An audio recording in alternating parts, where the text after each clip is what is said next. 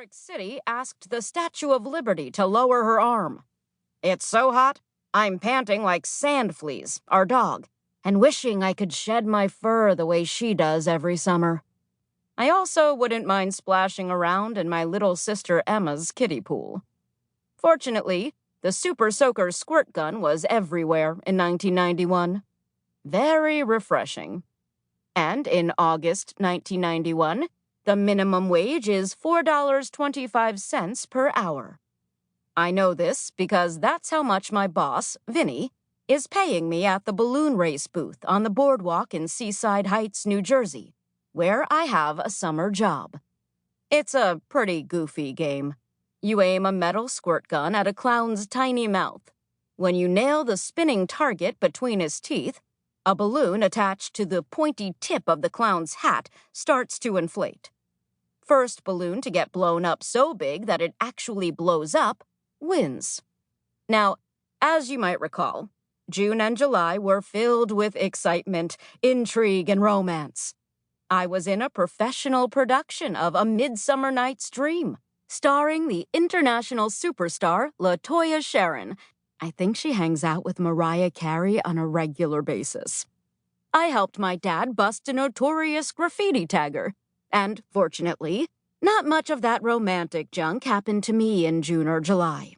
Cupid's arrow bullseyed my big sisters, Hannah, she's 14, Victoria, she's 15, and Sophia, the second oldest, she's 18. In August, all of that is over. Well, not all the romances. Some of those are still going on. I know. Gross. But my dream show family has scattered. There is nothing fun or exciting to look forward to. Just another long month of hot work, setting up balloons and squirt guns for all the tourists flocking to Seaside Heights for their summer vacations. After that, school. Blah. Well, except for the drama club, and my friends, and those corn dogs in the cafeteria. Did I mention that we're having a horrible heat wave? At 9 o'clock in the morning, it's already 90-some degrees with 90% humidity. My t-shirt is permanently glued to my spine with sweat. There's no breeze, just swarms of vicious, skin-biting flies known as greenheads. By noon, I'm afraid I might melt. My hair is so damp and stringy, it looks like I'm wearing a wet mop on my head. My spiel to attract customers has lost most of its zing and all of its sparkle. "Win a Tweety for your sweetie," I drone wearily. "Take home a Bart for your sweetheart. Step right up and squirt a clown. Show Bozo there's a new sheriff in town." Finally, I have 8 shooters all lined up. I have an audience. The show must go on, and so must I. I bop the button and ring the bell. Water gushes through hoses and up into the pistols. In a flash, there are 8 jets of cool, refreshing liquid arcing from the nozzles of the squirt guns to the clown targets 4 feet away. I imagine I am in Rome. My balloon race booth becomes the Trevi Fountain from the Oscar-winning movie 3 Coins in the Fountain.